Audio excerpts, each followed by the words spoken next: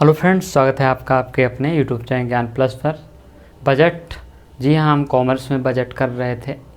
UP की ASO परीक्षा, UP की असिस्टेंट अकाउंटेंट परीक्षा, यूपीपीसीएल की परीक्षा, ईपीएफओ की परीक्षा आदि में यहाँ से बहुत ज़्यादा प्रश्न बनने की संभावना रहती है। और वो सारी परीक्षाएँ जैसे कि आप नेट जेआरएफ दे रहे हैं, वहाँ पे भी ये पूछा जाता है। सीए की परीक्षाओं में भी पूछा जाता है, तो बहुत इम्पोर्टेंट टॉपिक है। तो बजट में हमने कल देखा था, नॉर्मल इंट्रोडक्शन देखा था पहली वीडियो में, क्या होता है बजट की सीमाएं क्या हैं, विशेषताएं क्या हैं, आदि सारी चीज़ें हमने देखी थी।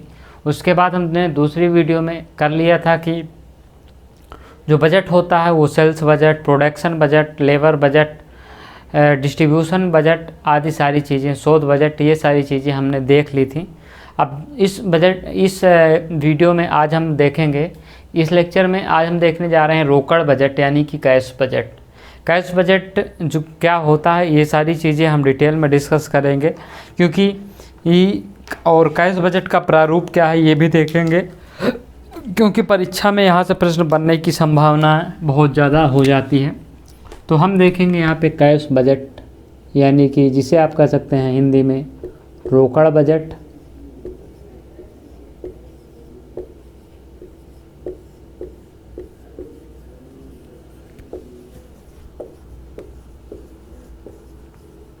ठीक है, तो अब ये कैश बजट होता क्या है आप समझ गए, इसके नाम से आप लगभग समझ गए होंगे कि कैश का मतलब तो कैश ही होता है। तो जहाँ पे कैश का बजट बनाया जाए, जहाँ पे कैश का आगमन हो, गमन हो, उसे क्या कहते हैं, कैश बजट कहते हैं। लेकिन बजट है तो एक निश्चित अवधि के अंतर्गत होता है। बजट में हर काम क्या होता है, एक निश्चित अवधि के अंतर्गत जो काम होता है। जैसे कि हम बजट में क्या करते हैं, पूर्वानुमान लगाते हैं, इसी प्रकार से रोकड़ बजट में क्या होगा, हम एक निश्चित अवधि में नगद प्राप्तियों एवं नगद भुगतानों का पूर्वानुमान लगाते हैं, वही रोकड़ बजट होता है। यह बजट एक निश्चित अवधि में नगद प्राप्तियों एवं नगद भुगतानों के पूर्वानुमान का लिखित विवरण होता है, यही आपका बजट होता है, यानी कि कैश बजट होता है। तो आप यहाँ पे देख सकते हैं कि क्या है बजट आपका। तो निश्चित अवधि में, यहाँ पे ध्यान दीजिएगा, एक निश्चित अवधि में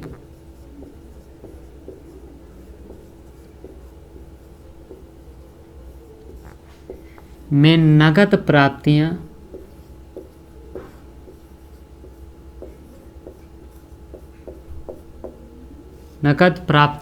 वह क्या होता है, नगद प्राप्तियों के साथ साथ क्या होता है, वह नगद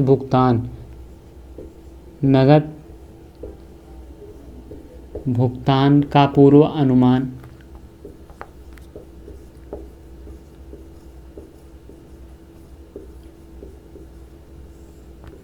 ही बजट कहलाता है। बजट यानी कि रोकड़ बजट कहलाता है। यहाँ पे ध्यान दीजिएगा, रोकड़ बजट कहलाता है। ठीक है, तो ये आपकी परिभाषा होगी। अब यहाँ पे दो चीज़ें आपको ध्यान देनी होंगी। क्या ध्यान देनी होगी कि पहली चीज़ इसमें क्या होता है कि आपको बजट का मतलब यहाँ पे कह रहा है कि नगद प्राप्तियाँ। रोकड़ बजट का मतलब आप रोकड़ में उसी का लेखा करेंगे जो कि कैश आएगा या कैश जाएगा, चाहे वो किसी भी वित्तीय वर्ष का हो, किसी भी महीने का हो, इसे आप क्या करेंगे कि इसे आप लेखा जोखा करेंगे, इसी कैश बजट में आप करेंगे। ठीक है, तो यह क्या होता है, यह बजट जो है संस्था की वित्तीय आवश्यकताओं को नियोजित व नियंत्रित करने में काफ़ी मदद करता है। यह आप बजट जब बना लेंगे तो आप देखेंगे कि आपके पास कितनी इनकम जनरेट होगी, यानी कि कितने पैसे प्राप्त होंगे और कितना कहाँ खर्चे होंगे। इन दोनों में जो डिफरेंस होगा आप उसको पूरा करने की कोशिश करेंगे। यदि होता है बजट के माध्यम से ही आप पहले से सचेत रहेंगे तो इसको पूरा कर सकते। इसी माध्यम से रोकड़ कमी व अधिक का पता चलता है, तो आपने देख ही लिया है। अब रोकड़ बजट बनाने की विधियां कौन कौन सी हैं, ये चीज़ देख लीजिए। ये रोकड़ बनाने का महत्व आप समझिए। इससे क्या होता है कि इससे जो होता है कि आने वाली जो स्थिति है आधिक्य की, ये मतलब कैश की कमी व आधिक्य की, उसको आप आसानी से पता लगा सकते हैं। अब रोकड़ बजट बनाने की विधियां परीक्षा में पूछ सकता है, रोकड़ बजट बनाने की विधियां कौन कौन सी हैं। तो यहाँ पे आपके वो पढ़ना पड़ेगा, याद रखना पड़ेगा कि रोकड़ बजट बनाने की विधियाँ, रोकड़ बजट बनाने की विधियाँ। ठीक है, तो यहाँ पे आप देख सकते हैं कि रोकड़ बजट बनाने की कौन कौन सी विधि होती हैं। तो ये मुख्यतः 3 विधि है, 3 हैं। कौन कौन से हो जाएंगे? एक तो रिसीप्ट एंड पेमेंट हो जाएगा, यानी कि प्राप्ति एवं भुगतान, यानी कि कैश का आप कहाँ से प्राप्ति एवं भुगतान करेंगे, ये चीज़ हो जाता है प्राप्ति एवं भुगतान।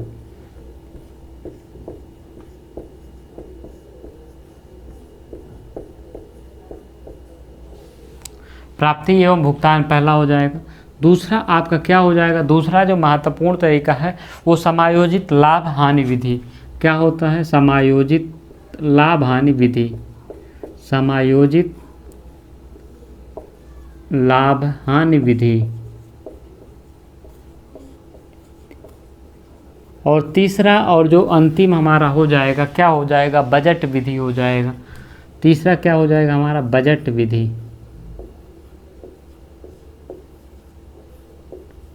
तो ये हमारी 3 विधियाँ हो जाएंगी। एक तो प्राप्ति एवं भुगतान हो जाएगा, दूसरा समायोजित लाभ हानि हो जाएगी, और तीसरा क्या हो जाएगा? हमारा बजट विधि हो जाएगी। अब हम यहाँ से एक एक करके देखेंगे, यानी कि प्राप्ति, भुगतान एवं समायोजित लाभ हानि। बजट विधि में क्या होगा कि जैसे आप जिस प्रकार से बजट बनाते हैं उसी प्रकार से इसका भी निर्माण होगा। इसी प्रकार से समायोजित लाभ हानि विधि तथा प्राप्ति एवं भुगतान विधि होगा। तो हम पहला शुरुआत करते हैं प्राप्ति एवं भुगतान विधि, यानी कि डिटेल में हम इसको देखेंगे। इसको रिसीप्ट एंड पेमेंट।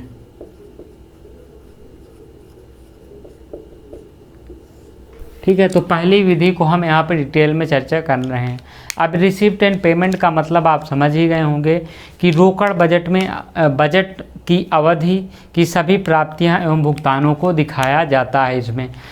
और जो हमारी रोकड़ की प्राप्तियां शेष प्राप्ति होती है उसको जोड़ दिया जाता है तथा भुगतानों को घटा दिया जाता है। तो इसका अभी हम प्रोफार्मा आपको देने जा रहे हैं। रोकड़ प्राप्तियां कौन कौन सी होती हैं, रोकड़ व्यय कौन कौन से होते हैं, इसको हम देखेंगे। तो चलिए हम प्रारूप देख लेते हैं और इसी के माध्यम से हम पूरा कैश बजट आपको समझा देंगे रिसिप्ट एंड पेमेंट मेथड से।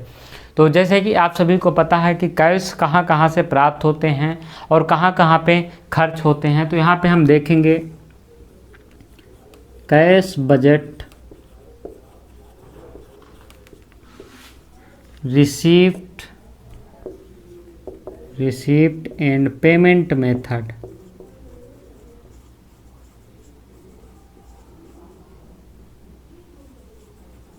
ठीक है, यहाँ पे आप लिख देंगे फॉर द ईयर एंडिंग या फॉर द मंथ एंडिंग, जो भी आप कह सकते हैं। फॉर द ईयर एंडिंग या मंथ का आप बना रहे हैं तो मंथ एंडिंग यहाँ पे कुछ हो सकती है, यहाँ पे आप देख सकते हैं। ठीक है, अब ये आपका हो जाएगा। उसके बाद अब आपको यहाँ पे देखना होगा कि कहाँ से रिसिप्ट्स आएंगी, कहाँ से पेमेंट्स आएंगे। हमारा 2 प्रकार का ये कॉलम बनेगा। पहले में हम देख लेंगे कि रिसिप्ट्स आपकी कौन कौन सी हैं और इसी में देखेंगे कि पेमेंट कौन कौन से होते हैं। तो सबसे पहले ऊपर रिसिप्ट्स हो जाएंगे और यहाँ पे जो अलग अलग आपके कॉलम बनेंगे, 4 कॉलम हो जाएंगे अलग अलग पीरियड से, कि किस पीरियड में आप क्या चीज़ मंगा रहे हैं और इसको अलग अलग पीरियड में आप बना सकते हैं। तो पीरियड 1 2 3 4 ये चारों में पीरियड होगा और यहाँ पे आपका क्या हो जाएगा? रिसिप्ट्स हो जाएगा। ठीक है, तो ये यहाँ पे हम रिसिप्ट लिख देते हैं। ठीक है, अब रिसिप्ट में सबसे पहले आपको पता होता है कि क्या होता है, ओपनिंग बैलेंस आता है। अब पिछले वर्ष का जो भी कैश आपका बचा होगा या पिछले महीने का जो भी कैश आप महीने का बना है तो पिछले महीने का जो भी जो कैश बचा होगा वो यहाँ पे आ जाएगा। तो यहाँ पे क्या हो जाएगा? ओपनिंग बैलेंस, और ये क्या होगा? कैश होगा। सारी चीज़ें क्योंकि हम कैश में ही जो लेखा जोखा करेंगे तो ये ओपनिंग आपका क्या हो जाएगा? बैलेंस हो जाएगा। ठीक है, ओपनिंग बैलेंस हो जाएगा। तो ये आपका यहाँ पे जो भी बैलेंस होगा जिस महीने का अगर आप बना रहे हैं उसको आप यहाँ पे लिख सकते हैं। इस महीने का ये पहले महीने की बात है तो यहाँ पे आप इसको लिख देंगे, दूसरे महीने का जो भी होगा उसको आप लिख सकते हैं। अलग अलग महीनों का यहाँ पे आंकड़ा आप निकाल सकते हैं, या बजट बना रहे हैं तो आगे के 4 महीनों का बजट आप इस प्रकार से बना सकते हैं। ठीक है, तो ये आपका हो जाएगा। उसके बाद इसमें आप जब देखेंगे तो देखिए अब इसमें ऐड क्या होगा, प्लस चीज़ें क्या होंगी, ऐड जब करेंगे हम तो सेल्स होगा। जब जितना आप नगद बिक्री करते हैं, ध्यान दीजिएगा, सेल्स जो आप नगद बिक्री करेंगे वही इसमें अमाउंट क्या होगी, जुड़ेगी। आप जो उधार बिक्री करते हैं, ध्यान दीजिएगा कि कैश बजट का मतलब जो आपको कैश आएगा और जो जाएगा वही होगा इसमें, इसके अलावा कोई भी चीज़ नहीं होगी। तो ये आपका कैश हो गया। ठीक है, उसके बाद आपको कहाँ से और पैसा प्राप्त हो सकता है, जो डेटर्स होते हैं वो भी तो आपको पैसा देंगे। तो यहाँ पे क्या हो जाएगा कि जो डेटर्स होते हैं वो भी आपको पैसा देंगे। तो डेटर्स से जो इनकम प्राप्त होगी वो भी उसका लेखा जोखा आप इसी में करेंगे। ठीक है, इसके अलावा आप कैश कहाँ से प्राप्त कर सकते हैं ये भी आप चीज़ जान लीजिए कि अगर आपने लोन लिया है या लोन प्राप्त किया वो भी तो कैश आ गए। भले ये आपकी क्या हो, लायबिलिटी हो, लेकिन आपको कैश मिल रहा है, बस इससे आपसे मतलब है। कैश कहीं से भी आए उसका कारण आपको नहीं जानना है, कैश आ रहा है बस ये आपको यहाँ पे क्या करना है, मेंशन कर देना है, जान लेना है आपको कि यहाँ पे क्या लिखना है। तो ये हो गया आपका फिर कैश जो हो गया, लोन हो गया। उसके अलावा आपका जो क्या करते हैं, जो डिबेंचर से पैसा प्राप्त करते हैं, यदि आपने डिबेंचर इशू किया है, शेयर से यदि आपने कुछ पैसा प्राप्त किया है तो ये आपका आ जाएगा। तो यहाँ पे जो भी आपने पैसा इनकम्स आपकी होंगी वो सारी इसमें क्या हो जाएंगी, जोड़ दी जाएंगी। उसके बाद अन्य जो भी प्राप्तियाँ हैं आपकी, कोई भी प्राप्तियाँ यहाँ पे अगर आ रही हैं तो उसको आप जोड़ देंगे। अब यहाँ पे सारा क्या करके जोड़ के यहाँ पे आप नोट करके यहाँ पे टोटल कर लेंगे, और यहाँ पे अदर्स लिखने के बाद आपका अदर्स जो हो जाएगा, फिर यहाँ पे क्या कर लेंगे, आप इसको टोटल कर लेंगे, ठीक है। अब यहाँ पे ये आप टोटल कर लेंगे, सबका यहाँ पे आप टोटल कर लेंगे। अब इसके बाद जब आप अगले स्टेप में, ये तो आपने क्या हो गया आपका, ये जितनी आपकी आय प्राप्त हुई वो होगी। अब एक्सपेंसेस कितने होंगे, जो होंगे यहाँ पे आप एक्सपेंसेस क्या हो जाएंगे, माइनस क्या होंगे, माइनस आपके एक्सपेंसेस होंगे, यानी कि जो भी आपने पेमेंट्स करेंगे वो लेस हो जाएंगे, लेस पेमेंट्स। ठीक है, जितना भी आपने पेमेंट किया है उसको आप क्या करेंगे, लेस कर देंगे। आपको यहाँ पे ध्यान दीजिएगा, यदि आप स्थायी संपत्ति, जैसे कि यहाँ पे ध्यान दीजिएगा कि यदि आप स्थायी संपत्ति भी बेच रहे हैं, एसेट्स बेच रहे हैं, तो भी आपकी कहाँ से आएगी इसमें, क्योंकि एसेट्स बेचने से आपको कैश मिल रहा है तो कैश से आपसे मतलब है, तो इसको क्या करना है, आपको इसी में ऐड कर देना है। अब इसमें क्या हो जाएगा कि जो पेमेंट आप करेंगे वो किसको करेंगे, यदि आपके क्रेडिटर्स होंगे उनको जो पेमेंट आप करेंगे क्या हो जाएगा, माइनस हो जाएगा, जो भी अमाउंट होगी वो आपकी क्या हो जाएगी, क्रेडिटर्स को जो आप पेमेंट करेंगे वो क्या हो जाएगी, आपकी माइनस हो जाएगी। उसके बाद आप वेजेस देंगे, सैलरी देंगे, इसका भी तो आपको हो जाएगा, वेजेज एंड सैलरी जो आप पेमेंट करेंगे वो भी तो इसी में होगा, तो वो भी तो आपका एक्सपेंसेज हो जाएगा, यानी कि कैश के फॉर्म में आप उसे देंगे। तो आपका क्या हो जाएगा कि वो आपका किस में आएगा, लेस हो जाएगा। अब आप परचेज करते हैं, कैश जितना भी परचेज करते हैं, कैश परचेज यानी कि नगद परचेज आप जो करेंगे वो भी आपका क्या हो जाएगा, माइनस हो जाएगा। ठीक है, तो इसको आप क्या करेंगे, इसको भी आप क्या करेंगे, घटा देंगे। उसके अलावा आप जो करेंगे कि एक्सपेंसेस जो हो जाएंगे, जैसे कि प्रशासनिक एक्सपेंसेस हो गए हैं, इन सारी चीज़ों को आप यहाँ पे जोड़ देंगे। एडमिनिस्ट्रेटिव एक्सपेंसेस, ट्रेटिव एक्सपेंसेस भी हो जाएगा। इंटरेस्ट, आपने लोन का इंटरेस्ट आपने पे किया है वो भी आपका कहाँ हो जाएगा। आपने एसेट्स खरीदी है, क्या हो जाएगी, एसेट्स खरीदी है तो वो भी तो आपका पैसा जाएगा आपके यहाँ से, तो ये हो जाएगा। उसके अलावा आपका अदर्स जो चीज़ें यहाँ पे खरीदेंगे इसको आप क्या करेंगे, यहाँ पे घटा देंगे सारी चीज़ें। ठीक है, अब आपको यहाँ पे अदर से जब घटा देंगे उसके बाद इसको आप टोटल कर लेंगे, दोनों में से जो भी बैलेंस बचेगा यहाँ पे कर देंगे, क्लोजिंग बैलेंस आप कर देंगे जिस प्रकार से ओपनिंग बैलेंस किया था। फिर इसमें से आपको क्या करेंगे, इसको घटा देंगे यहाँ पे, उसके बाद जो बचेगा वो आपका क्लोजिंग बैलेंस हो जाएगा। यदि ये माइनस में होगा तो अगले महीने इसको कम घटा देंगे, क्लोजिंग बैलेंस इसको माइनस में दिखाएंगे, यदि प्लस में है तो इसको प्लस में दिखाएंगे, माइनस में है तो यहाँ से आपको लेस में उसको डालना पड़ेगा। ये चीज़ आपको ध्यान रखना है। तो इस प्रकार से रोकड़ एवं प्राप्तियों में क्या क्या अमाउंट्स आती हैं, कैसे कैसे इसका उल्लेख होता है, ये सारी चीज़ें आपने देख ली हैं। इसी प्रकार से आप यहाँ पे देख सकते हैं कि रोकड़ बजट हम कैसे बनाते हैं, किस प्रकार से इनका समायोजन, इनका जो है कौन कौन सी यहाँ पे अमाउंट आएंगी। ये देखिए, इसमें आपको हमने पहले ही बताया कि इसमें जितने भी कैश पेमेंट होंगे वो सारे इसी में जुड़ेंगे। इसके अलावा इसमें जो भी आप लेट पेमेंट करेंगे, जो आप कैश पेमेंट नहीं कर रहे हैं, वो भी इसी के अंतर्गत जुड़ेगा। तो ये आपने देखा कि यहाँ पे कैश पेमेंट आपकी क्या क्या हो गई हैं।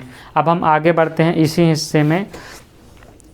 तो अब हम देखेंगे कि इसमें क्या क्या आएगा। तो यहाँ पे आप देख सकते हैं चीज़ों को। तो ये हमने कर लिया है करीब आपके सामने, प्राप्ति एवं भुगतान रिसीप्ट एंड पेमेंट बजट किस प्रकार से बनाएंगे, क्या इसमें इनकम्स होंगी, क्या एक्सपेंसेस होंगे। तो ये आपका हो गया प्राप्ति एवं भुगतान विधि। अब हम दूसरे की ओर बढ़ते हैं, समायोजित लाभ हानि विधि। इसके बाद हमारा बचेगा तीसरा, आर्थिक चिट्ठा विधि।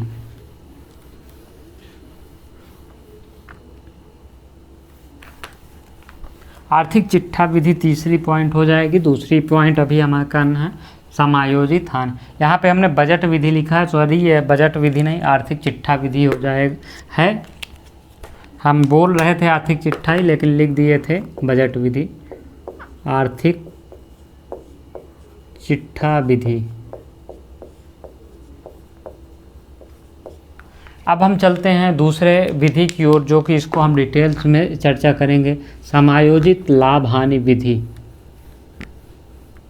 इसको हम रफ कर देते हैं। कैश बजट हमारा हो चुका है। अब हम देखते हैं कैश बजट में दूसरा पॉइंट हम देखते हैं, समायोजित लाभ हानि विधि।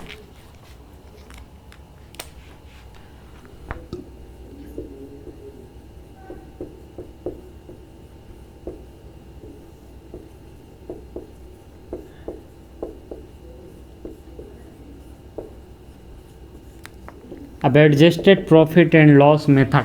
अब यहाँ पे एक चीज़ हम आपको बता दें कि समायोजित लाभ हानि विधि का तात्पर्य क्या होगा।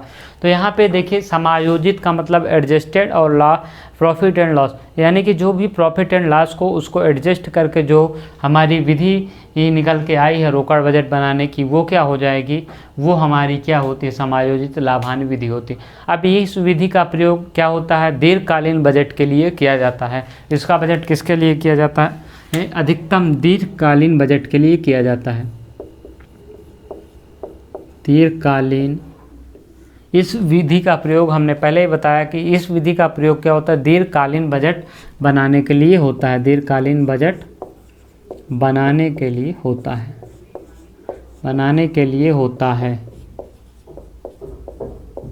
अब इसके आगे यदि हम बढ़ेंगे, समायोजित लाभ हानि की विधि करेंगे, तो यहाँ पे लाभ हानि खातों में अनेक ऐसी मदें होती हैं जिनका कैश से कोई भी संबंध नहीं होता है, कैश प्रवाह से। अब प्रॉफिट एंड लॉस अकाउंट आप बनाते हैं, जैसे कि पिछले में हमने देखा था कैश विधि में कि जो कैश एंड एक्सपेंसेस आएंगे, कैश आएंगे और जो एक्सपेंसेस होंगे उसको लिखेंगे। लेकिन आप हर चीज़ को कैश के रूप में आप मापते ज़रूर हैं, लेकिन हर चीज़ आप जो पेमेंट्स होते हैं ज़रूरी नहीं है को क्या हो, कैश के रूप में हो, वो उधार भी हो सकते हैं, लेकिन उसी वर्ष के भी तो हो सकते हैं। इसीलिए कहा गया है कि जिनका रोकड़ प्रवाह से कोई संबंध नहीं है, यानी कि आपने एसेट्स ली है तो उस पर डिप्रिसिएशन लग रहा है, उसका रोकड़ से क्या संबंध है, कोई संबंध नहीं। इसी प्रकार से बैड डेब्ट्स जो होते हैं, बैड डेब्ट के लिए प्रोविज़न कराया जाता है, उसमें प्रोविज़न बनाया जाता है, लेकिन इसका रोकड़ से वास्तव में कोई संबंध नहीं होता है कि बैड डेब्ट होगा या नहीं होगा, वो पैसा कहीं गया नहीं है।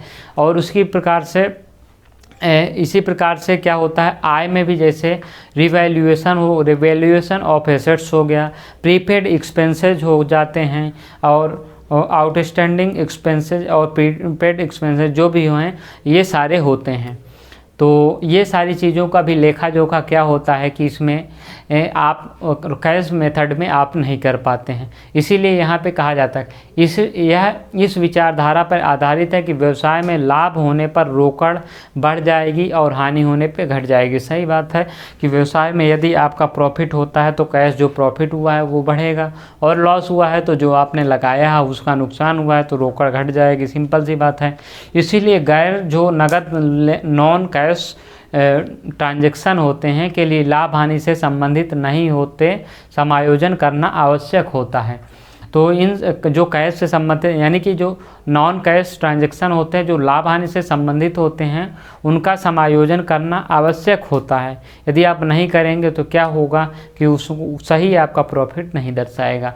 इसीलिए इसको बनाते वक्त निम्न विधि का ध्यान रखना चाहिए, यानी कि निम्न बातों को ध्यान में रखना चाहिए। बजट अवधि के प्रारंभ में संभावित रोकड़ शेष।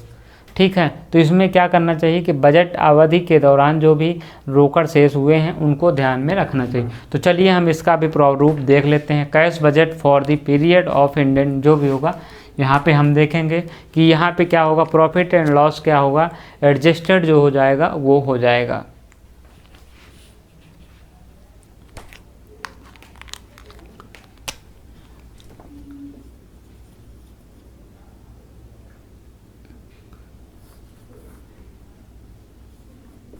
Adjusted profit and loss method of budget of cash budget इसको लिख सकते हैं फॉर द ईयर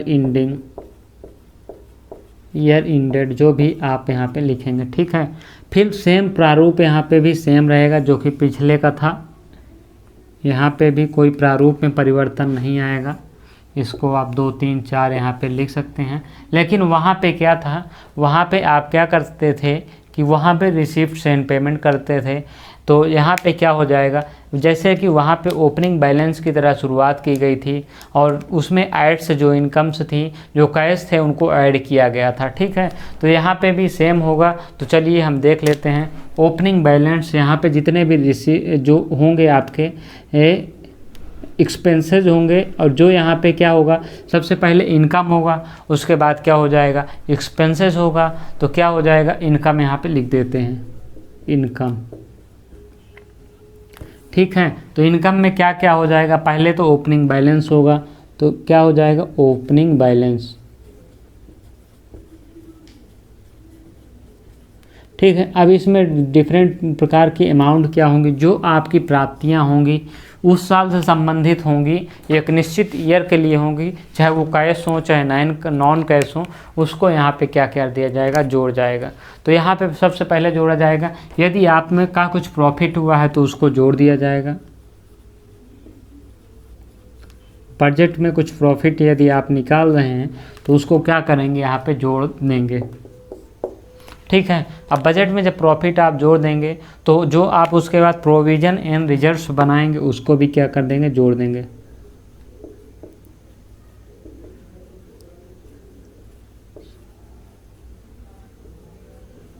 ठीक है, प्रोविजन एंड रिजर्व्स को भी क्या करेंगे, आप जोड़ देंगे। उसके बाद एक्यूरेट जो एक्सपेंसेज होंगे उनको भी क्या करेंगे, यहाँ पे जोड़ देंगे। एकर्ड क्या होगा, यहाँ पे एकर्ड जो होगा, यहाँ पे क्या होगा, प्रोविजन जो कि कर रहे हैं हम रिजर्व, उसको हम क्या करेंगे, उसको एकर्ड एक्सपेंसेज और आउटस्टैंडिंग जो होते हैं एक्सपेंसेज उनको क्या करेंगे, जोड़ देंगे। Accord and outstanding expenses, outstanding expenses. ठीक है, इन सब को क्या करेंगे, यहाँ पे जोड़ देंगे। यहाँ पे क्या करेंगे, जोड़ दें। उसके बाद क्या होंगे, यदि डिक्रीज इन एसेट्स में कुछ कमी आती है, जैसे कि आप क्या करते हैं यहाँ पे ह्रास लगाते हैं, वही यहाँ पे हो जाएगा decrease in assets.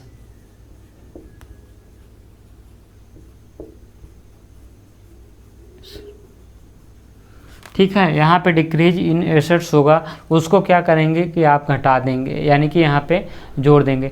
Increase in current liability, liability में यदि आपकी वृद्धि हुई है, इंक्रीज इन लाइबिलिटी,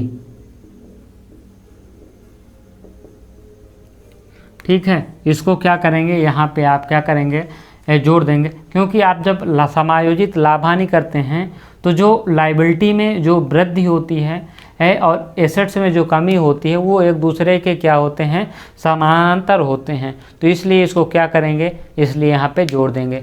अब issue of share and debenture से जो आय प्राप्त होगी वो भी क्या करेंगे, जोड़ देंगे। Issue of share and debentures, इसको क्या करेंगे, आप ऐड कर देंगे यहाँ पे। उसके बाद हमारा क्या हो गया, जो भी फिक्स एसेट्स आप बेचेंगे और उनको क्या करेंगे कि उनको यहाँ पे जोड़ देंगे। Fix asset income from sale of fix assets, fix assets, यदि फिक्स एसेट्स बेचने में कुछ लॉस हुआ हो तो यहाँ पे ऐड कर देंगे। Loss on sale of fix assets, जब लॉस करेंगे तो आपकी क्या होगी कि जो वास्तव में जो इनकम होगी क्या होगी, वो कम होगी। तो जो फिक्स एसेट्स होगी ये उसको बेचने में जो इनकम प्राप्त होगी और उसमें जो लॉस हुआ है आपकी वास्तव में क्या होगी, पूंजी कम हो रही है। लॉस होने से मतलब पूंजी कम हो रही, तो इसीलिए उसको यहाँ पे क्या इसलिए जोड़ देंगे। अब उसके बाद इनकम के बाद अब यहाँ पे देख लेते हैं, इसको आप टोटल कर लेंगे, यहाँ पे अदर लिख लेंगे और यहाँ पे टोटल कर लेंगे। इसी प्रकार से एक्सपेंडिचर आप देखेंगे, एक्सपेंडिचर, तो यहाँ पे आप एक्सपेंडिचर आप बना लेंगे, ठीक है। एक्सपेंडिचर के लिए यहाँ पे अब एक्सपेंडिचर से हम शुरुआत कर रहे हैं तो सबसे पहले आपको पता है कि लेस किया जाएगा, जो भी खर्चे होंगे उसको क्या किया जाएगा, लेस किया जाएगा। तो जो भी पेमेंट होंगे कैपिटल पेमेंट्स उनको लेस किया जाएगा। सबसे पहले कैपिटल पेमेंट्स, इनको लिखने का कोई क्रम नहीं है, जो पहले आपको अमाउंट्स मिल जाए उनको आप लिख दें, कोई दिक्कत नहीं है। लाभांश का जो पेमेंट आप करेंगे, पेमेंट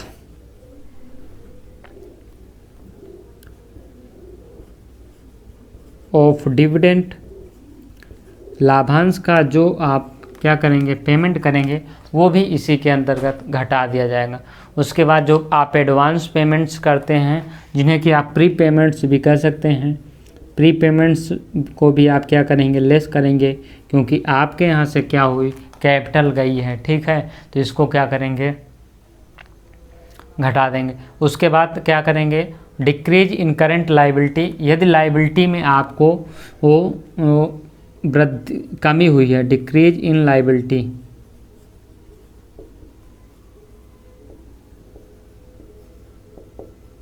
लाइबिलिटी में कमी हुई है तो इसको आपको क्या करेंगे, घटा देंगे। और जब लाइबिलिटी में वृद्धि होगी तो क्या होंगे, करेंगे, जोड़ देंगे। परीक्षा में यहाँ से प्रश्न बन सकता है और आप कंफ्यूज होंगे ज़रूर कि जब इनकम में आप क्या कर रहे हैं, इंक्रीज इन लाइबिलिटी और लेस में क्या कर रहे हैं, डिक्रीज इन लाइबिलिटी।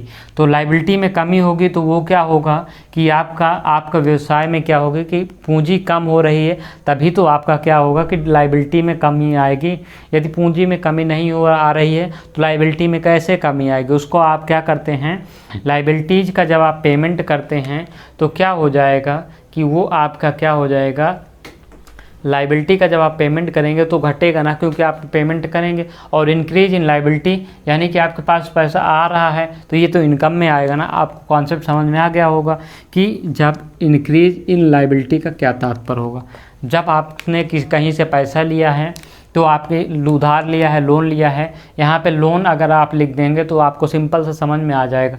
यदि आपने लोन यहाँ पे नहीं लिखा है, इंक्रीज इन लाइबिलिटी लिख दिया है, तो आपके पास यानी कि पैसा आ रहा है तभी। और डिक्रीज इन लाइबिलिटी यानी कि आप कुछ पेमेंट्स कर रहे हैं तभी तो आपका जो है दायित्व घट रहा है। तो यही ठीक यहाँ पे सेम शब्दावली, इसलिए परीक्षा में कन्फ्यूज नहीं होना है आपको। ये इनकम से संबंधित है यानी कि कैश से संबंधित है, तो इसलिए ये आपका हो जाएगा। उसके बाद यहाँ पे क्या हो जाएगा, profit on sale of fix assets, profit on sale of fix assets,